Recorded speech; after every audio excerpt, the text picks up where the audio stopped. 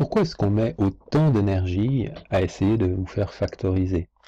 La question, la réponse est assez simple. Si je vous demande de considérer l'équation, disons, moins 17x carré plus 3x puissance 7 plus x moins 5 est égal à 0, et que je vous demande de trouver une solution de cette équation, c'est-à-dire de trouver une valeur de x qui, lorsque je substitue x partout par cette valeur, j'obtiens une égalité qui est vraie, c'est-à-dire cette somme-là qui vaut 0. Eh bien, si vous essayez de répondre à cette question, trouver une solution, c'est particulièrement difficile. Maintenant, si je vous demandais de trouver toutes les solutions, c'est-à-dire si je vous demandais de résoudre cette équation, ben bien sûr, à partir du moment où vous n'arrivez pas à en trouver une, vous aurez encore plus de peine à trouver toutes les éventuelles solutions de cette équation. Alors, cette équation-ci, c'est bien sûr une équation où l'ordre des opérations amène à considérer que j'ai ici trois expressions. Alors, j'ai tenu compte ici de la parenthèse que j'avais choisi d'indiquer, qui sont séparées ici par des signes plus. Donc, cette expression, pardon, est une somme.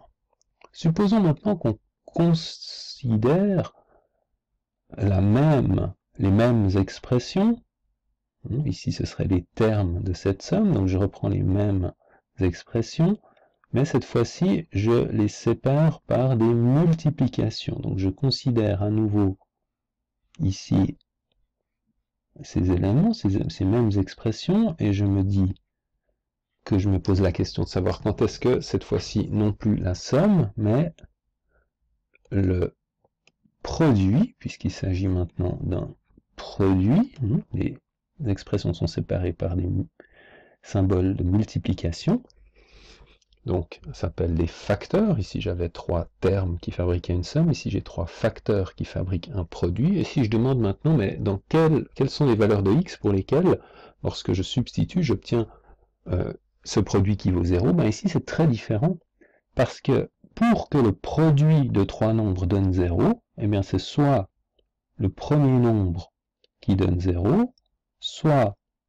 le deuxième nombre qui donne 0, soit le troisième nombre qui donne 0. En fait, ceci, c'est quelque chose d'assez puissant en mathématiques que tout le monde accepte parce que c'est très intuitif, mais on peut vouloir le démontrer en mathématiques, c'est une propriété assez forte des nombres réels en mathématiques, et nous on appelle ça en général le théorème du produit nul, c'est-à-dire un théorème qui vous dit que pour que un produit soit nul, c'est équivalent à ce que chacun de ces facteurs, l'un au moins de ces facteurs, soit nul. C'est la seule façon d'obtenir un résultat de produit nul, c'est que l'un des facteurs soit nul. Alors que pour une somme, c'est beaucoup plus compliqué. Vous pouvez arriver à faire 0 de plein de façons différentes. Donc on contrôle très mal les sommes nulles, alors qu'on contrôle très bien les produits nuls. Et pour terminer l'exercice, quand est-ce que moins 17 fois x puissance 12 égale 0? Ben ici, on va se convaincre assez facilement qu'il suffit que x soit égal à 0, moins 3 fois un nombre à la puissance 7 donne 0, ce sera seulement le cas quand x vaut 0, et x moins 5 est égal à 0 quand x est égal à 5. Donc finalement, les solutions de cette équation-là seraient 0, 5 et 7. Donc une équation qui paraissait très compliquée par rapport à celle-ci, qu'est-ce qui a changé? Ici, des multiplications, ici des sommes, le fait d'avoir une forme factorisée permet, lorsque bien sûr on la compare à 1 égale 0, lorsqu'on cherche à savoir quand cette forme factorisée est égale à 0, alors on obtient un problème beaucoup plus facile à résoudre. Donc si on est capable, pour une expression donnée, de la transformer pour la rendre factorisée, alors rechercher les zéros de cette expression sera beaucoup plus facile.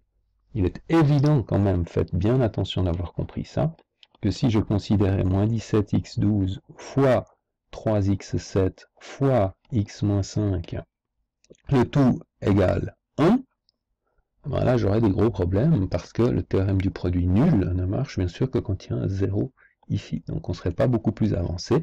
L'intérêt de la forme factorisée, c'est vraiment lorsque cette expression doit être comparée à 0. C'est la raison principale pour laquelle on vous demande de factoriser. Il y en a d'autres, des arguments de contrôle du signe qui sont un peu essentiellement de nature cousine, on va dire. Et puis on pourrait ensuite évidemment se poser la question, quel intérêt y a-t-il à considérer des équations du type égale 0? Bien, pour ceux qui ont déjà vu ce type de notion, ça revient à chercher ce qu'on appelle les zéros d'une fonction. Et les zéros d'une fonction reviennent à se poser, alors je peux quand même le faire dans un petit coin ici, pour ceux qui arrivent à suivre cet argument parce qu'ils ont déjà entendu parler de ces notions. Hein. Si je considère un repère ici orthonormé et que dans ce repère, je représente graphiquement une fonction, ce que nous appelons les zéros de la fonction, ce sont les valeurs de x ici, axe des x, axe des y, ou f de x, ici représentation graphique d'une fonction f, eh bien les valeurs de x pour lesquelles la fonction s'annule reviennent à résoudre l'équation f de x égale 0, donc une équation du type égale 0. Et pourquoi est-il intéressant de connaître ces valeurs? D'une part, selon le modèle que la fonction modélise, justement, ça donne des informations intéressantes sur le modèle, des moments donnés où ce qu'on mesure par rapport à la variable x s'annule, et puis réciproquement, lorsqu'on ne connaît pas la représentation graphique d'une fonction, mais qu'on souhaite l'obtenir, connaître ces points d'intersection ici avec l'axe des x, c'est un bon point de départ pour essayer d'arriver à représenter graphiquement cette fonction. Voilà pour principalement cet argument qui consiste à essayer d'expliquer pourquoi les formes factorisées sont particulièrement utiles en mathématiques.